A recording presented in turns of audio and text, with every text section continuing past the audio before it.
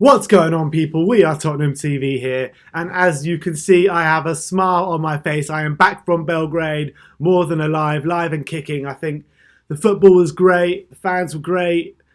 It wasn't as an intense atmosphere as I expected out there. Kind of the Red Star, the Ultras end was completely packed, and they were bouncing the whole game, but the sides were like half empty. The Spurs end wasn't full. I think that we had an allocation of 1,100 and we took about 600, which was a bit disappointing.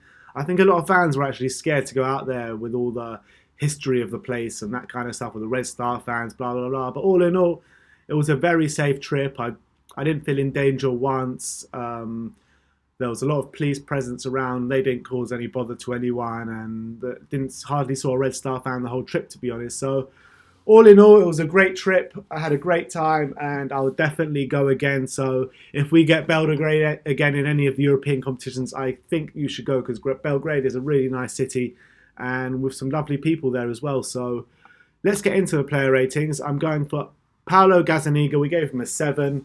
I think he made a really, really great save in the first half, and his distribution was like really good, as we all know from Gazzaniga throughout the game. So that's why we gave him a 7. Apart from that, he didn't have too much to do. So yeah, Paulo, we gave him a 7. Moving on to Juan Foyth, we gave him a 7 as well. I think it was such a breath of fresh air to have Juan at right back, you know, always looking to get forward, marauding forward. And yeah, it was just nice to see. We've seen Aurier before, yeah, he gets forward, but I think Foyth was doing it with a bit more quality that we've seen from Serge Aurier. I think he was unfortunate to kind of slip after making a great tackle, which led to that Gazzaniga save. But all in all, it was a really good performance from Juan Foyth, so that's why we gave him a 7. Moving on to Erik Dyer, gave him a 7 as well. I think that it was a solid display from Erik. I was kind of very hesitant about that lineup with him and Sanchez starting at the back, because we've seen before when we have two players like that starting back without Toby or Jan, you know, we could be in for some trouble, but that wasn't the case. I think he was like the kind of calming presence there in the middle, and we reaped the benefits for it. I think Red Star were limited to very few chances pretty much the whole game, and I think Erik was a big part of that. And it's good to see him back playing well. So more of that Erik in the future, and let's see what happens. Moving on to Davits and Sanchez, we also gave him a 7. I thought he was pretty good throughout the night. There was a few iffy moments from Davinson, which could have led to a Red Star goal, but wasn't to be. But I think he defended well pretty much the whole evening. Probably a bit worse off than Erik Dyer. I think I felt a lot more comfortable seeing Erik Dyer on the ball than Davits Sanchez, but all in all, it was a competent display from him. Moving on to Danny Rose, we also gave him a 7, so 7's all round so far.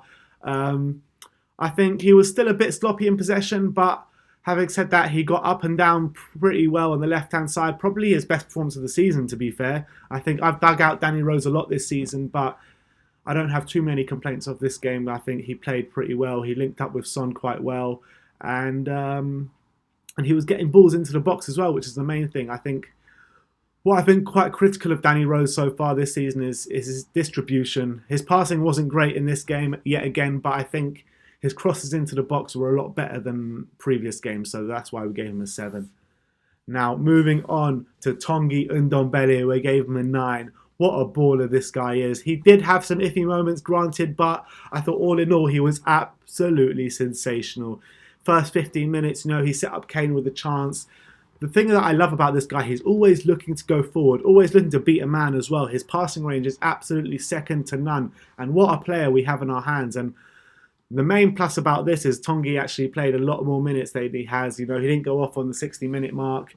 And he was just breathtaking at times. The way he gets past players, he glides past players with little trickery on the feet as well. Just lovely, what we love to see from Tanguy Ndombele. And I think he's going to be pretty much first name on the team sheet from here on in, because I've been so impressed. Moving on to Moussa Sissoko, we gave him an 8. I think there was not a blade of grass this guy didn't cover. Moussa Sissoko, he's just such a brilliant player for us. You know, his defensive work is second to none. And like I've said in previous player ratings, the work he does lets Tanguy do what he does. So they complement each other so well. And, you know, the Winks has got a lot of work to do to get back into this side, because I can't see it at the moment, because Sissoko and Tanguy and Ndombele both look made for each other, and they've both got called up for the France squad as well. So hopefully they can both set the international stage alight together as well. Which moves us on to Dele Alli. We gave him a 6. I thought he was really quiet. He did tee up Son for the first goal, but apart from that, didn't see much from Dele, to be honest. He needs to get in the game, involved in the game a lot more than he does. I think he got replaced by Eriksen on the hour mark, and Eriksen got that goal, obviously. But we need to see more from Dele because he's just too quiet at the moment, and he needs to take charge of a game like he used to a couple years back. But yeah, it is what it is at the moment with Dele. Moves us on to Heung-min Son. We gave him a 9.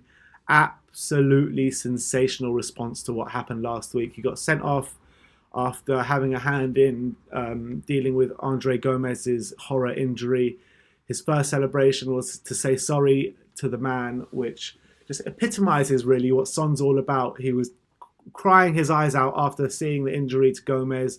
He's been texting him. He's been making sure he's all right. But look, let's not get in too much of that. But Heung-min Son, absolutely class. You know, he was causing their defence trouble time and time again. 2 goals. And he linked up with Rose really well, I thought. So, yeah, Heung-min Son, we gave him a 9. Moving on to Giovanni Lo Celso, we gave him an 8. Absolutely sensational. It's what we've been missing all season pretty much. An attacking midfielder with aggression, with passing skills, you know. After seeing Eriksen throughout this whole season not being able to pass to a shot, how amazing is it to have a player that can actually pass it to a player in white? I thought he was aggressive, I thought he was creative, and I thought he was everything that was good to do with Tottenham. He was linking up with everyone so well and, you know, just trying to get forward and trying to create every time he was on the ball. And he obviously got that first goal, and I was so happy to see he got 85 minutes as opposed to the 5 minutes here and there he's been seeing. And look, we need to see him start more because, you know, he has just been everything that we've been missing this season. That link up from the midfield to the attack, and, you know, he did that so well. Moving on to Harry Kane, we gave him a 7. I thought he was a good target man up top. Hit the side netting early on just before Lo Celso's goal. He picked out Rose lovely just before that second Sonny goal. And he was having a few chances. It looked like a tiny bit like the Harry Kane of old, but we still need to see it a bit more commanding from Kane. He'll be upset not to get a goal in this game, but look, we win 4-0, and I think he was holding up the ball really well and kind of was that target man up top, which we love to see from Harry Kane, so we gave him a 7. Moving on to Pochettino, we gave him an 8. I thought he set up the team well, albeit when I saw the lineup, I wasn't too happy with the defence, but having said that, we kept a clean sheet and we looked pretty comfortable there all night, so not too many complaints about that. I think to start Lo Celso was brilliant, as you know, he needed the minutes and you could see he reaped the benefits.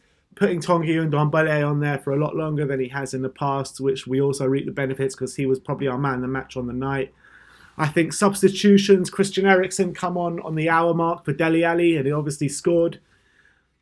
About Christian, I don't think it was such a great display. I think he did have a lot of misplaced passes, but having said that, he put a ball into the box that we could have scored from, and he got that goal with deflected.